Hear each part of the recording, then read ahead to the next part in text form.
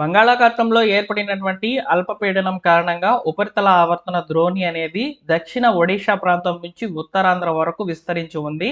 దీని ప్రభావంతో నేడు రాయలసీమలో పలుచోట్ల వర్షాలు నమోదవుతాయని భారత వాతావరణ కేంద్రం అయితే అప్డేట్స్ అనేటివి విడుదల చేసిందనమాట.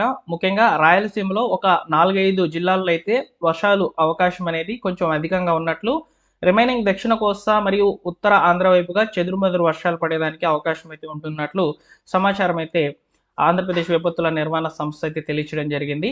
ఇక తెలంగాణ విషయానికి వస్తే తెలంగాణలో కూడా దక్షిణ తెలంగాణ, తూర్పు తెలంగాణ మీదుగా పలు జిల్లాలకైతే వర్ష సూచన ఉన్నట్లు తెలుస్తోంది. ముఖ్యంగా కర్ణాటక, కేరళకు ఈ యొక్క మన యొక్క పొరుగు రాష్ట్రాలకు బోర్డర్లో ఉన్నటువంటి ప్రాంతాల్లో వర్షాలు నమోదవుతాయని చెప్పి సమాచారం అయితే అందిందనమాట.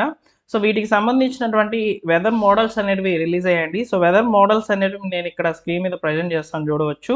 ఈ యొక్క వెదర్ మోడల్స్ ఏం చెప్తున్నాయంటే రాగల 24 గంటల్లో ముఖ్యంగా ఈ 31వ తేదీన వాతావరణ పరిస్థితులు ఏ విధంగా అనుకూలిస్తున్నాయని చెప్పి వెదర్ మోడల్ అయితే రిలీజ్ అయిందనమాట. దానికి సంబంధించినటువంటి satellite images weather models explanation అనేది ఇప్పుడు నేను మీకు ఇస్తాను, చూడండి. ముఖ్యంగా ఇక్కడ చూడండి, మనం గమనించినట్లయితే ఈ యొక్క రాయలసీమ ప్రాంతాలకు ఉపరితల ఆవర్తన ద్రోణి యొక్క ప్రభావంతో చెదురుమదురు వర్షాలు నమోదవుతాయని చెప్పి తెలుస్తోంది. అలానే ఉత్తరాంధ్ర వైపుగా పలు చోట్ల వర్షాలు నమోదవుతాయని దానికి సంబంధించినటువంటి వెదర్ మోడల్ అయితే ఇక్కడ మీరు చూస్తున్నారు. ఇక్కడ పరిశీలించినట్లయితే ఎక్కువగా కర్నూలు పరిసర ప్రాంతాలు మరియు ఈ మార్కాపురం పరిసర ప్రాంతాలు, అదేవిధంగా బాపట్ల మరియు గుంటూరు జిల్లాలోని పలు ప్రాంతాలకైతే వర్ష సూచన ఉన్నట్లు, మరియు శ్రీ సత్యసాయి జిల్లా, చిత్తూరు జిల్లా, వైఎస్ఆర్ కడప జిల్లా మరియు అనంతపురం జిల్లా, నెల్లూరు జిల్లా ఇక్కడ చూసుకున్నట్లయితే ఈ ప్రాంతాల్లో వర్షాలకు అవకాశం అయితే ఉన్నట్లు తెలుస్తోంది. అలానే ముఖ్యంగా విజయవాడ పరిసర ప్రాంతాల్లో రాజమహేంద్రవరము, ఈ యొక్క ఉభయ గోదావరి జిల్లాల్లో కూడా వర్ష సూచన ఉన్నట్లయితే తెలుస్తోంది.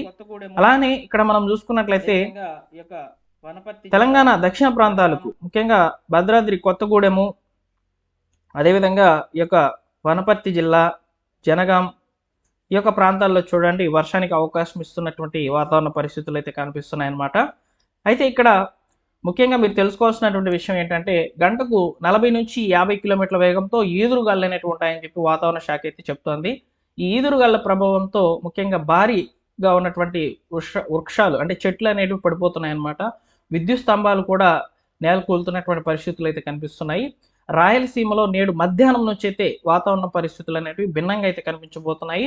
కొంచెం చెదురుమదురు వర్షాలతో కొంచెం ఎక్కువగా వర్షాలు అనేటివి నమోదవుతాయి. ఉరుములు మెరుపులతో పాటు పిడుగులతో కూడినటువంటి వర్షాలు నమోదవుతాయి. అలానే సాయంత్రం సమయంలో ఉత్తరాంధ్ర వైపుగా, ఓకేనా, ఉత్తరాంధ్ర వైపుగా సాయంత్రం సమయంలో వర్షాలు అనేటివి నమోదవుతాయి.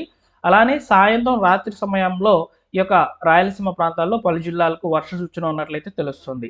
ఇక నైరుతి ఋతుపవనాల విషయానికి వస్తే నైరుతి ఋతుపవనాలు కూడా ఈ నెల 5వ తేదీన అంటే జూన్ 5వ తేదీన కేరళను తాకుతాయని చెప్పి కేంద్ర వాతావరణ విభాగం నుంచి సమాచారం అయితే రావడం జరిగింది. ఇక మన యొక్క 2 తెలుగు రాష్ట్రాలకు వచ్చేసి నైరుతి ఋతుపవనాల యొక్క ఎఫెక్ట్ అనేది జూన్ 2వ వారంలో అయితే ఉంటుందని చెప్పి సమాచారం.